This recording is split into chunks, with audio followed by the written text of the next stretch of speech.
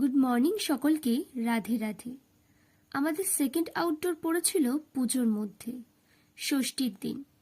ষষ্ঠীর দিন বলে কথা, আর একটু ঘুরু ঘুরু হবে না, শপিং হবে না, তা কি হয়? সেদিন আমরা গেছিলাম স্প্ল্যানেডে।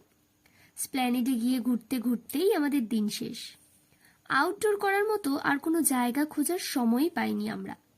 শেষে সামনে একটি গাড়ি দেখতে পেয়ে সেটিই রাখতে বসে গেলাম। আমাদের ভিডিও তোমাদের দেখতে কেমন লাগে অবশ্যই জানিও কিন্তু তোমরা। আর ভালো লাগলে আমাদের চ্যানেলটি সাবস্ক্রাইব করে দিও।